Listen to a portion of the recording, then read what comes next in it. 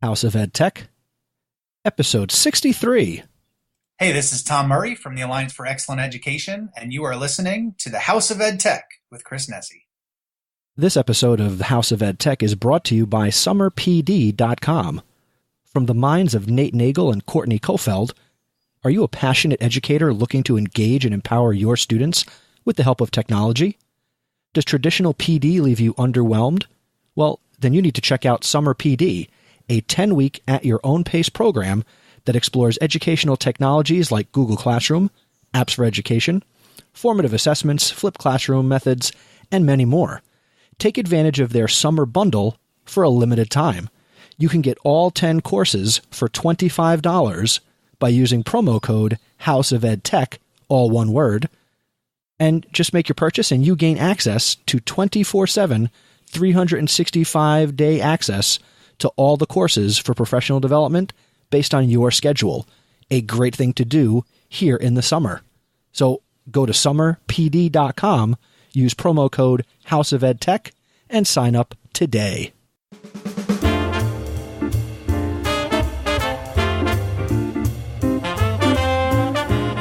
Welcome to the House of EdTech podcast. I am your host, Christopher Nesi. And the House of EdTech explores how technology is changing the way teachers teach and the impact that technology is having in education. My objectives include discussing technology that is changing our classrooms and schools and sharing tools and tips that you can hear about today and use tomorrow. I talk to teachers, leaders, and creators just like you and have them share their stories. The purpose? Whether you use it or not, technology is changing the way we teach and how our students learn.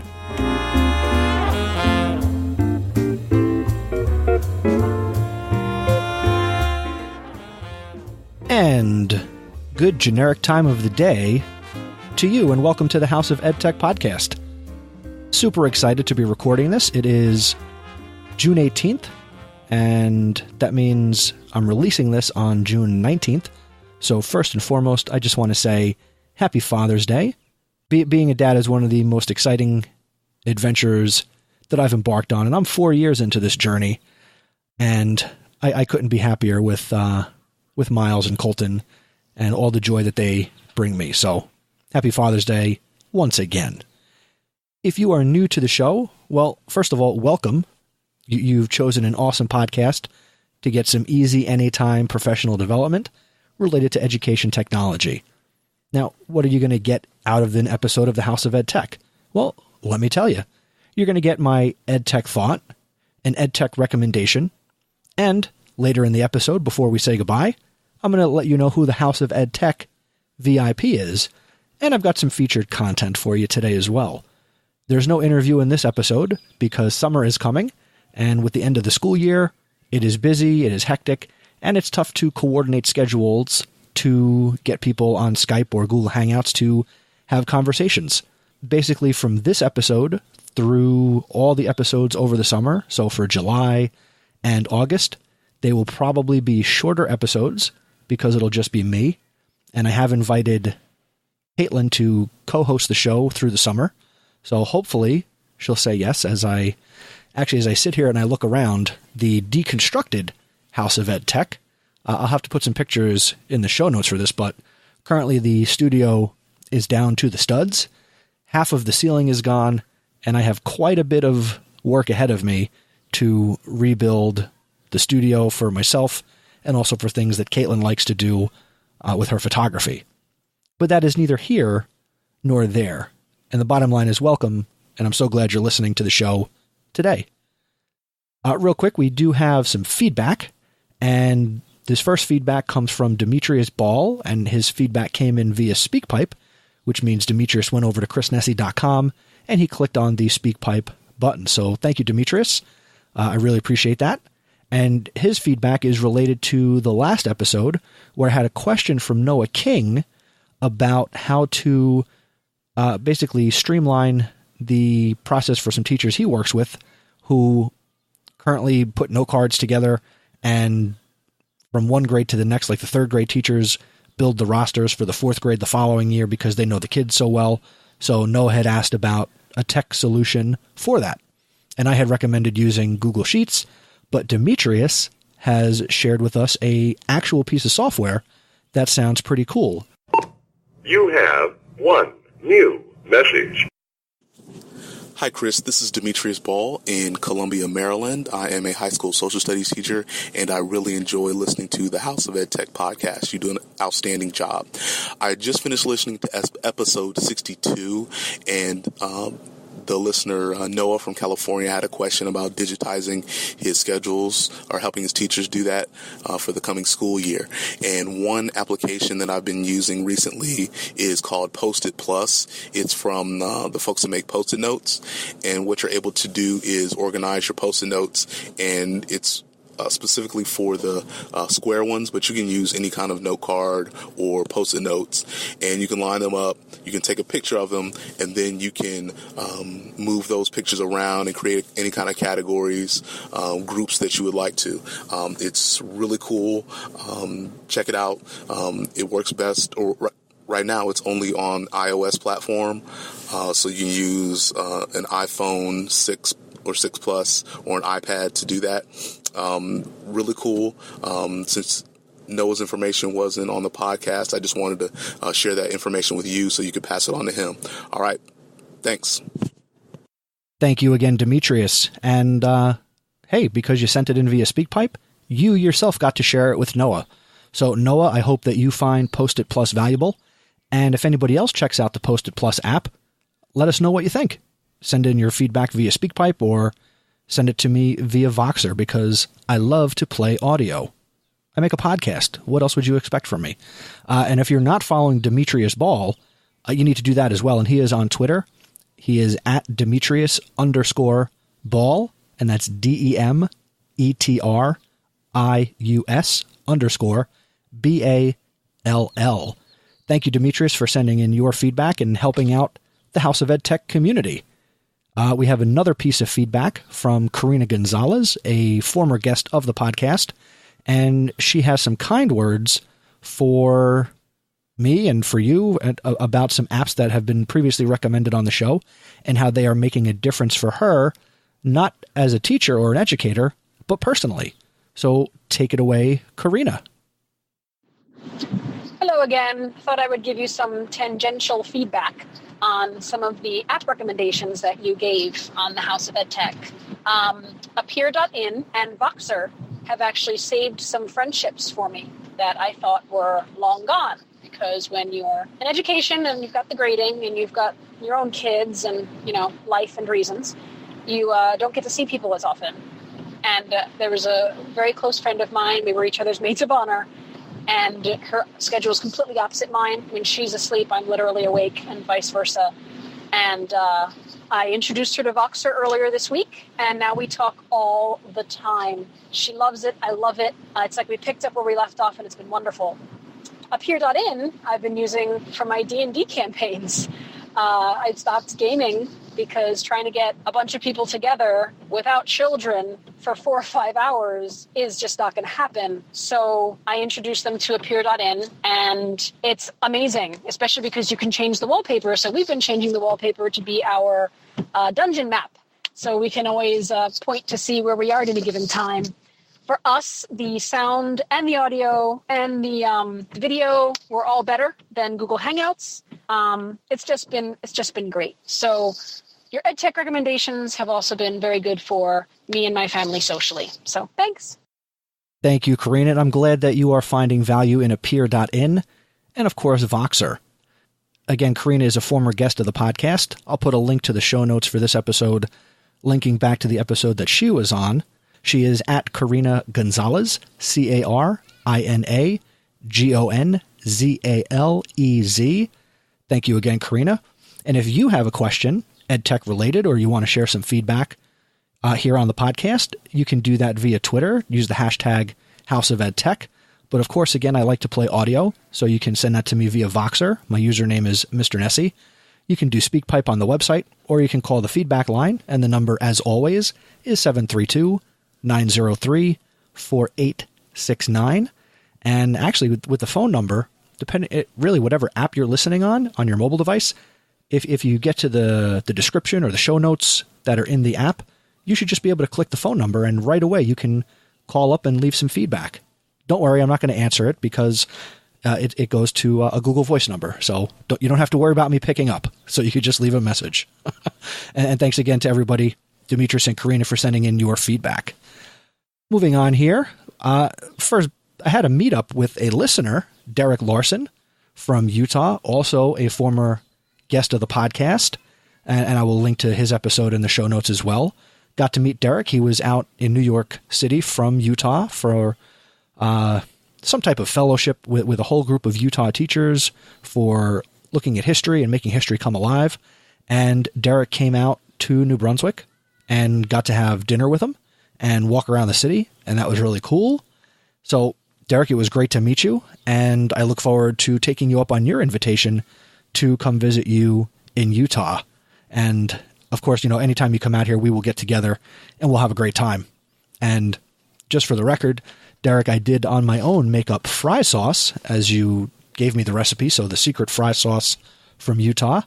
And Derek enjoyed his first stromboli at Stuff Your Face. So awesome times.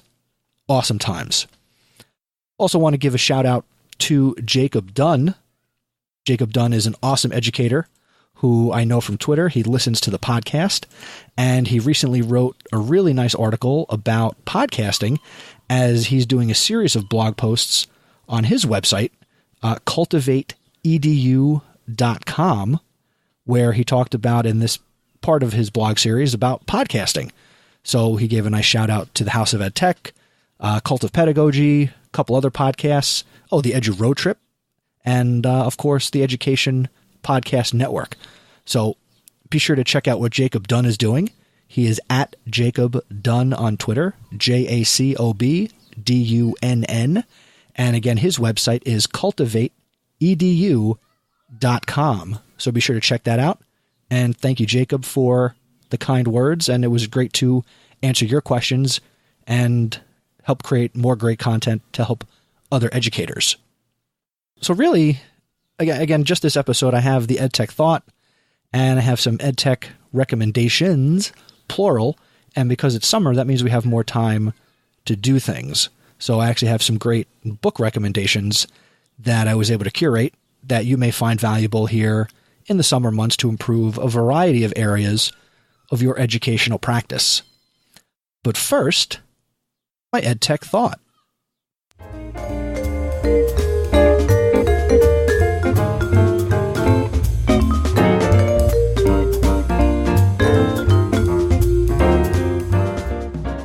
For this episode's EdTech thought, I am calling it, Do You Need to Be a Connected Educator? I know, that seems like a surprising question that you'd hear from Chris Nesi on the House of EdTech. But recently, I went dim. Not quite dark. But did you notice? See, I've been having a tough time lately because it's the end of the school year, and I want to move into a position where I can do more with education technology. I don't want to be in the classroom. I want to help teachers. I want to teach teachers. I want to support teachers. But I've been having a tough time finding that opportunity. And I'm not going to lie, it's made me sad. At its root level, I'm sad that I haven't been able to find this new part to my career and move into something different. So for a few days, I really pulled back from social media. I answered some questions but no chats. There was nothing going on. I wasn't actively, doing anything. But in that time, I was able to, enjoy a lot of good time with my boys, a lot of good time with Caitlin, and those are three people who have suffered a little bit because of everything I am trying to do to try and get into that next stage of my career. I have like three questions here. Benefits of being a connected educator. So obviously some of the main benefits are, you have 24/7 access to everybody who's out there, whether it's people in your own time zone or across the world. You have unlimited access to all these people and information and all the links that people are sharing and articles and books and podcasts. There's so much access and it doesn't end. There are people out there on Twitter who, do they sleep? Do they know what sleep is? But, they just always seem to be active. But, is it worth it? I question it sometimes. Other benefits, you have the ability to have access for support of what you're doing. You can share ideas. You can bounce ideas off of your PLN, and it's a space to share what you're doing. Are you sharing? How do you consume what you do on Twitter or on Google Plus or on other social media platforms? What, in your opinion, are the benefits? The downside? There's a lot of overuse. People seem to be out there all the time with whether they're buffering tweets, which I have full disclosure, I'm guilty of that. I do buffer some tweets for the podcast, but I'm not buffering stuff every day and constantly pushing out my content. I mean, maybe that's someplace that I fail because I'm not constantly pushing and promoting, but maybe that's just not my nature. I mean, I was never a good salesperson. I know that for a fact. I like to talk, but I'm not one to overly, sell something. Are you being heard on social media? Are you valued?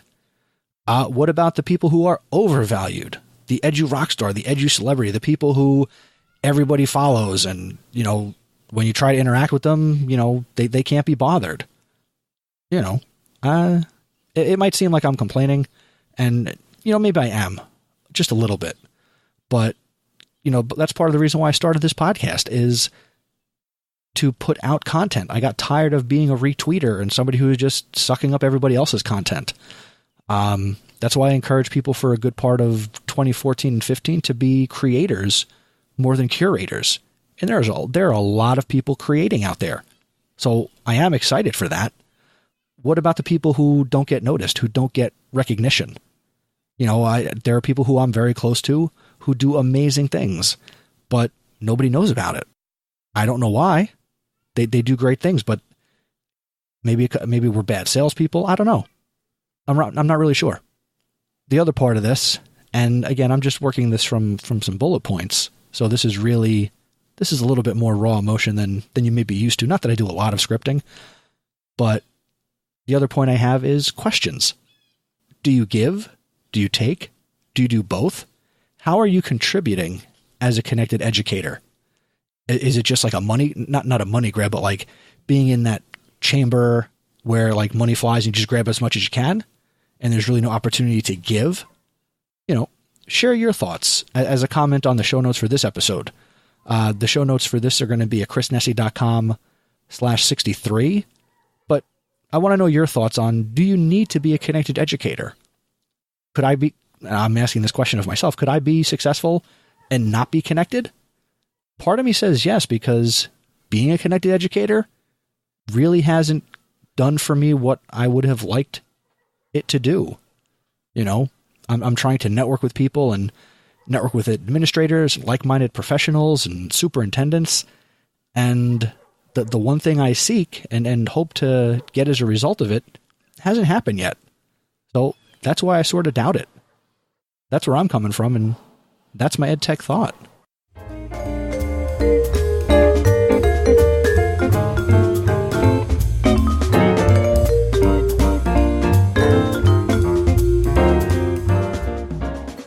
And now it's time for this episode's EdTech recommendation, and you could also consider this to be the featured content of this episode. So the recommendations I have for you today, let's call it our summer reading assignment. And I don't mean assignment like you have to do this, but I'd like to recommend to you 4 pieces of literature that you may find valuable this summer as you get ready for the next school year. So first up, we have a book by Patty Drapeau, and I apologize if I didn't say that correctly. I probably had a 50-50 shot. But she's written a book called Sparking Student Creativity, Practical Ways to Promote Innovative Thinking and Problem Solving. So a little bit about this book. Teaching isn't merely transmitting knowledge to students. It's also about teaching students to approach learning in engaging and unexpected ways. In Sparking Student Creativity, author and researcher Patty Drapeau explores and explains research related to creativity and its relevance in today's standards-based, critical thinking-focused classroom. In addition, the book also includes 40 grab-and-go ideas that infuse lesson plans with a spirit of exploration. So be sure to check out maybe in adding it to your collection, Sparking Student Creativity, Practical Ways to Promote Innovative Thinking and Problem Solving. The next text is titled Upgrade Your Curriculum, Practical Ways to Transform Units and Engage Students. And this book is by Janet A. Hale and Michael Fisher. And about this book. Amid a confluence of messages regarding accountability, the Common Core State Standards, teacher effectiveness, and student performance, educators everywhere are looking for ways to revitalize their curriculum design and instructional practice. Upgrade Your Curriculum, Practical Ways to Transform Units and Engage Students offers a solution. Providing students with meaningful, relevant units of study developed by the educators who actually teach them. The authors are both curriculum experts, and they advocate for a gradual approach to transforming curriculum in which teachers work collaboratively to upgrade one unit at a time. This indispensable guide offers strategic, practical knowledge that will enrich your school's curriculum mapping efforts and help you create authentic, engaging learning environments that prepare students for the future. Again, check out Upgrade Your Curriculum, Practical Ways to Transform Units and Engage Students by Janet Hale and Michael Fisher. Our third book is titled Real World Projects: How Do I Design Relevant and Engaging Learning Experiences? And this book is by Susie Boss.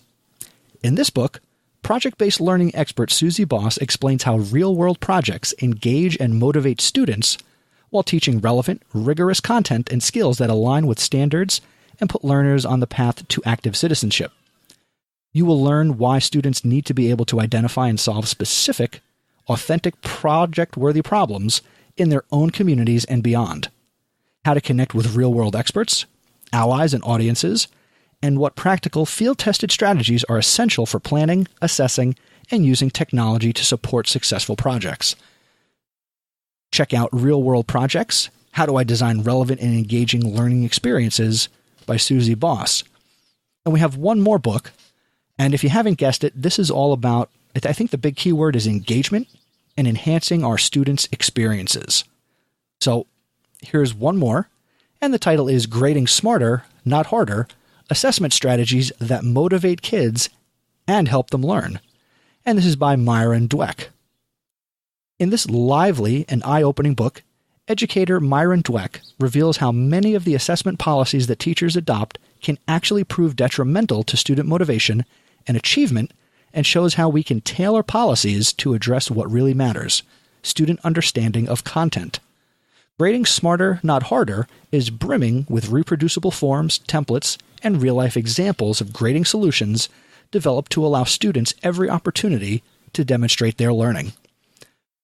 Written with abundant humor and heart, this book is a must-read for all educators who want their grades to contribute to, rather than hinder, their students' success. And again, that's Grading Smarter, Not Harder: Assessment Strategies That Motivate Kids and Help Them Learn by Myron Dweck. There's going to be a link to all four of these books in the show notes, where you can pick them up, add them to your Kindle, or pick up hard copies. And these are great books that are going to help you shape and innovate in your classroom. And I know that innovation and creation and how we approach our students is something that teachers should always be conscious of. But hey, it is now summertime, and if you're listening to this episode and it's not the summer, well, don't worry about it. You could still pick up these books, and you're a teacher. You can change and mold and adapt to your classroom at any time. But there's no better time than when you have some free time in the summer. And that's my EdTech recommendation and the featured content for this episode.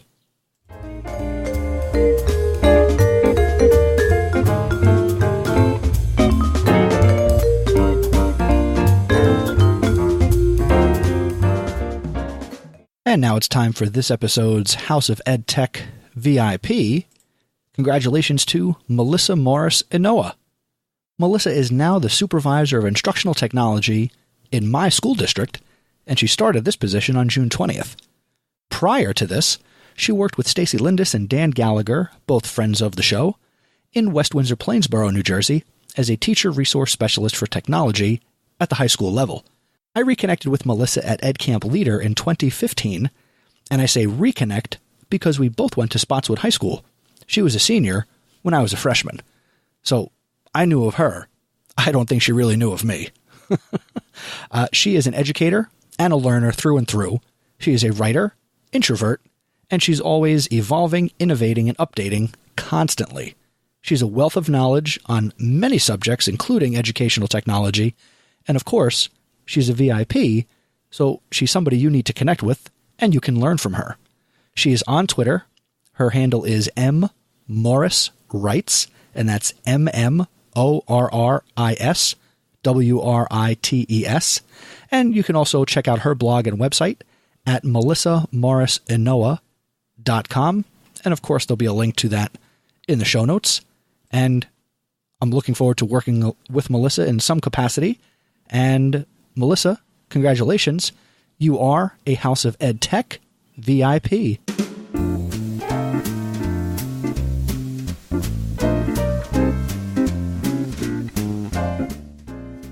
And that's going to do it for this episode of the House of EdTech. Thank you once again to summerpd.com for supporting this episode. Remember, you can get their Summer PD bundle, which will be 10 courses for $25, and the promo code House of EdTech, all smushed together, gets you that bundle price of $25. So you learn something, and you also support the show a little bit. So why not? It's a win-win for everybody. Keep the conversation going. Visit my website. The show notes for this episode are going to be at chrisnessy.com/63, and that's episode 63. And the show notes are going to contain all the links and information that I shared with you today.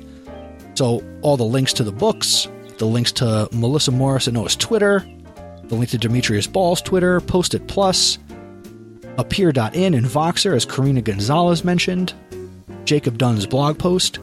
It's a great place to get information from this episode. And of course, I would love to connect with you and hear your thoughts on the information and resources shared in this episode and any episode that you listen to. Just go to chrisnessy.com and click Share Feedback. That's going to give you my email and all the ways that you can connect with me. The fastest is, of course, Twitter, and I am at Mr. Nessie, and just use the hashtag House of EdTech so I see your tweets. Now, if you enjoy the House of EdTech, and I don't see why you can't, or why you're not, you got this far, right? First, tell somebody. When you tell somebody, word of mouth is the best way to share this podcast and every podcast you listen to. Think about it. Any podcast you listen to, did you do a keyword search in iTunes, or did somebody tell you about it? Well, help me out and tell somebody about this one. That's going to help to expand the community, and then more people like Demetrius Ball can call in and help people like Noah.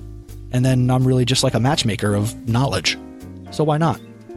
Number 2, rate and review the podcast on iTunes.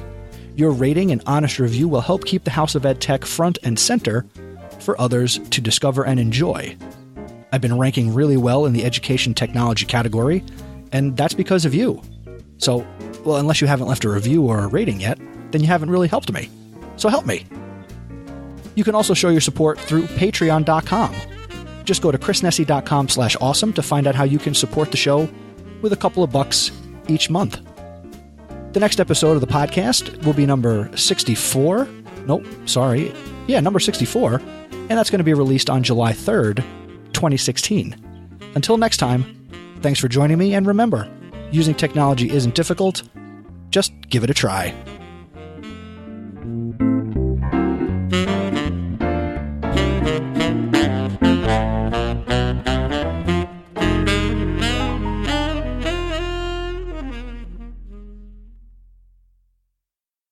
The House of EdTech is a proud member of the Education Podcast Network. The Education Podcast Network. Podcasts for educators, podcasts by educators. For more, go to edupodcastnetwork.com.